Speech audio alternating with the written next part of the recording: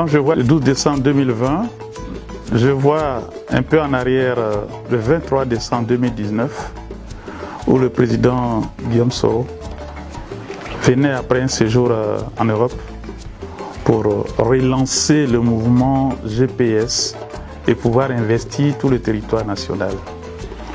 Malheureusement et jusqu'à aujourd'hui, nous sommes à nous demander qu'est-ce qui a motivé cette armada de militaires, de cargos pour empêcher ce fils qui rentrait sur sa terre natale, lui qui est de souche multiséculaire, et qu'on empêche d'arriver. En souvenir de ce moment difficile que nous avons vraiment vécu, je préfère dire merci. Je souhaiterais dire merci à tous ceux-là qui ont contribué à l'installation, d'abord à la création du GPS, à l'installation du GPS, parce que le GPS avait commencé à devenir cet ordre qui prenait toute la Côte d'Ivoire. De peur peut-être que le GPS fasse ombrage à beaucoup de personnes, ils ont décidé de casser le GPS. Mais ils ont oublié que le GPS, c'est une équipe, c'est une famille. Et que même si on voulait casser du GPS avec cette répression barbare, en arrêtant toute la tête, tout le bureau du GPS, il y a des hommes et des femmes qui étaient prêts à continuer le combat que le président Guillaume Soro leur a inculqué.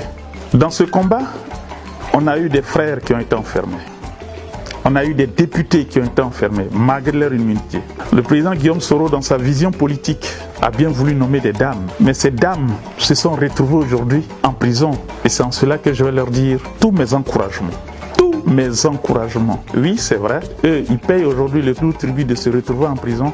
Mais qu'ils sachent que ceux qui sont dehors soutiennent vraiment ce combat. Et que ce combat-là, ce combat qui est très noble, ira jusqu'à son dénouement. Je dirais merci à tous ceux qui, tout dernièrement, la désobéissance civile pour ce mandat illégitime. Oui, parce que constitutionnellement, ce mandat n'était pas autorisé pour le président actuel. Je voulais dire merci à tous ceux-là qui se sont mis comme un seul homme dans les rues pour dire non au troisième mandat. À ce troisième mandat, là aussi, la répression barbare jusqu'à aller décapiter des jeunes gens qui n'étaient là que pour dire on n'est pas d'accord parce que ce mandat-là était illégitime. On est allé jusqu'à dans des villages, je vais parler de chez moi, d'Abou, pour harceler les vieilles personnes, les traumatiser. Mais je vous dis qu'ils sont restés debout. Ils sont restés debout parce que, actuellement, ils disent qu'ils se reconnaissent en leur fils pour le combat de ce fils-là. Je leur dirai merci. À tous mes frères qui sont au GPS, rien n'est facile. Surtout quand il s'agit de mener une lutte qu'on estime noble. Ça ne sera pas facile. Mais qu'ils le sachent, qu'au bout de l'effort, il y a toujours la récompense. Je citerai peut-être ce grand penseur qui a dit qu'à vaincre sans périr, on triomphe sans gloire. Je crois que le combat que le président Guillaume Soro est en train de mener portera ses fruits. Beaucoup se sont découragés parce que pour eux, ils se disaient le président Guillaume va prendre les armes. Ah non.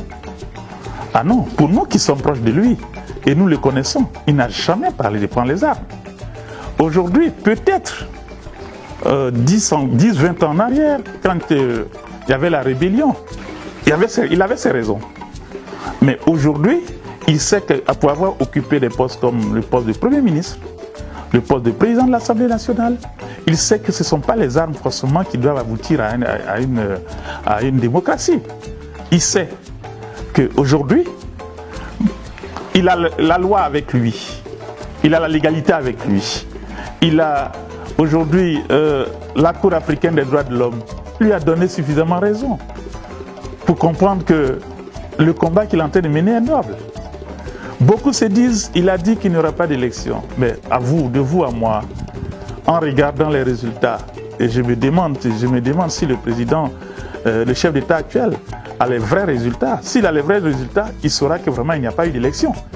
Et s'il n'y a pas d'élection, Guillaume a vraiment raison. Guillaume Soro a pleinement raison. Et il a réussi ce qu'il avait à réussir. C'est pour cela que je demanderai au président Guillaume Soro d'être toujours dans sa logique, d'être toujours courageux, comme il a toujours été d'ailleurs. Et nous savons qu'il va le réussir. Par votre canal, je voudrais lui dire qu'il soit fort. Il a encore des hommes et des femmes sur le terrain. C'est vrai, on va nous traquer, on va nous faire tout ce qu'on veut, mais nous lui disons qu'il soit fort. Qu'il soit fort. Si le combat qu'il est en train de mener est un combat noble, Dieu même lui donnera les moyens de réussir ce qu'il a à réussir. Et aujourd'hui, nous, ces hommes, nous, ceux qui avons décidé de l'accompagner, qu'ils comprennent que ces gens-là seront toujours là pour l'accompagner jusqu'à ce qu'on aboutisse à ce qu'on veut.